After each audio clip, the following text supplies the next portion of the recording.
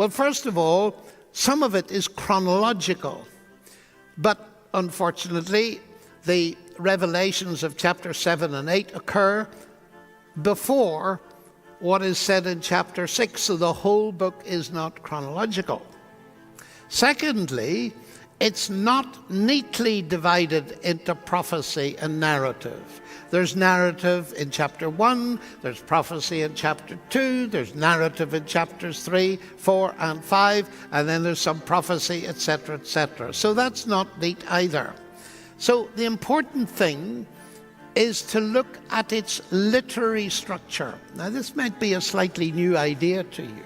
So I'm going to give you the fastest run through Daniel you've ever seen in your lives. So fasten your seatbelts and let's go. Here is a table of contents of the book of Daniel. First of all, the story in the university where he refused the king's food. Do you remember that? Secondly, in chapter 2, there's the story of Nebuchadnezzar's terrifying dream of a great image that came crashing down when a stone hit it. And thirdly, Nebuchadnezzar himself built a golden image. The dream had gone to his head. So he built a golden image, and he asked people, including Shadrach, Meshach, and Abednego, to bow to it, and they refused. And then in chapter 4, Nebuchadnezzar, and it's about him again, got very proud.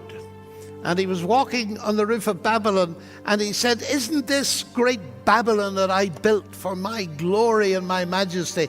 And in that moment, he was cut down, exactly in fulfillment of a dream of a tree he'd had that was cut down. And he behaved like an animal, and he ate the grass, and his hair grew long, and his nails grew long for 7 years. And then God restored him. But in the next chapter 5, there's another king, Belshazzar, and he made a mockery of God. And he was mocking God at his banquet, Belshazzar's feast, where he brought the vessels from the temple of God and put them on his table. And a hand came out and wrote on the wall. And that night he was killed. And the empire of Babylon fell. Why that happened, we shall see. So there are 5 stories, one after the other, and they come to a huge climax at Belshazzar's feast and the end of the reign of the Babylonians. Now be careful here. Babylon remained the capital city as we move into chapter 6, because now the governing empire is Medo-Persia, but it's the same capital city. So we have a change of empire. It's like, in a way, Hong Kong was ruled by the British for a while, and now it's gone back to the Chinese. It's the same place, but different rulers. That's what happened here. Incidentally, Daniel is the only person in history of any kind who's ever run 2 empires. How do you rise to the top of 2 empires and not only maintain your faith in God, but maintain your witness to God? Well, we shall see. So let's now look at what happens next. This is the story of Daniel refusing to pray to the king, and he's put in the lion's den, and he's released. Then in chapters 7 and 8, we've 2 visions. A vision of 4 animals, and then a vision of 2 animals. In chapter 9, Daniel is studying scripture, and he realizes it's about to be fulfilled, and he prays to God, what's going to happen to my home city of Jerusalem? And God tells him there's going to be a long history before Jerusalem is restored. And then the final 3 chapters are obviously one section, and they lead down into the Greek Empire and ultimately become a prediction, I believe, of the time of the end. Well, that's a fast run through Daniel, isn't it? Now think of it, there are 10 segments to the book. Do they make any sense? Yes, they do. because you start with an administrative story in Babylon. You then follow it 2 images, one a dream image, one a real image. Then you have 2 kings disciplined. One is disciplined and restored, one is disciplined and not restored. Then you start up again. You have administration in Medo-Persia. And then you have 2 visions of animals. And then you have 2 writings explained. The first one is the Bible, and the second one is what Daniel calls the writing of truth. So you can look at them side by side. This is the kind of structure that appears in secular classical literature sometimes. But it appears in very highly and uniquely developed form in our Bible, and not only in Daniel. And what got me going on this was my friend and mentor, Professor David Gooding, whom some of you in Norway know, who discovered this in Daniel many years ago and wrote a monograph about it for Tyndale Press. Now you notice that there are similarities in the structure, and the first half of the book is the end of Babylonian supremacy. The second half of the book is the time of the end. So it's talking about the far distant future.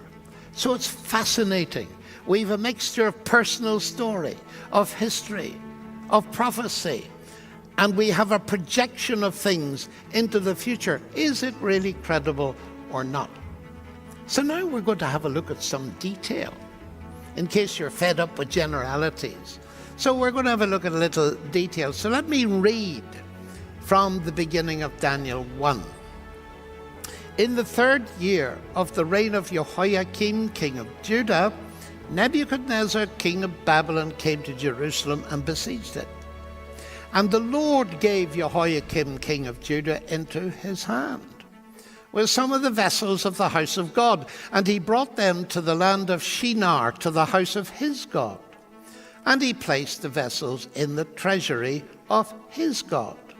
Then the king commanded Ashpenaz, his chief eunuch, who seems to have been the dean of students, to bring some of the people of Israel, both of the royal family and nobility, youths without blemish, of good appearance, skillful in all wisdom, endowed with knowledge, understanding, learning, competent to stand in the king's palace, and to teach them the literature and language of the Chaldeans.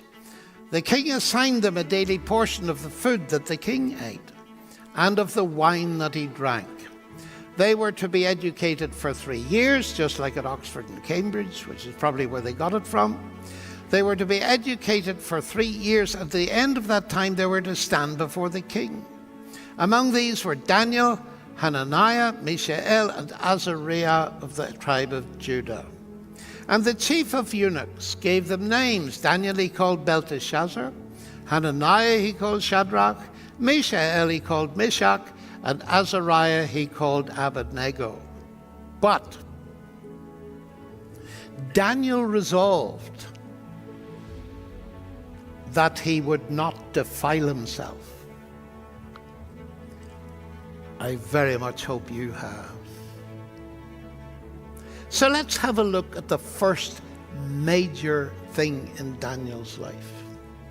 It starts seemingly innocently.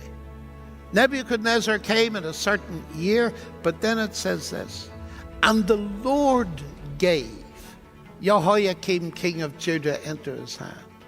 What? Come on. If it had been the other way round, and it said the Lord gave Nebuchadnezzar, who was a very powerful monarch with all the latest weapons and a vast army, into the hand of Jehoiakim, who was a very weak king, that would have been very impressive, wouldn't it? But listen, any contemporary historian, and I've talked to them, would say what happened is a typical example of Darwinism in history. You've got a vast great nation, you've got a tiny little nation standing in the way, and they just roll over them and wipe them out. So what's this then? The Lord gave. Why risk looking a fool by saying the Lord's behind it. It's very striking to me. And it's telling us a great deal about Daniel. Here is the first source of this, at that time, young man, his confidence. He passionately believed that there's a God in control of history. Do you?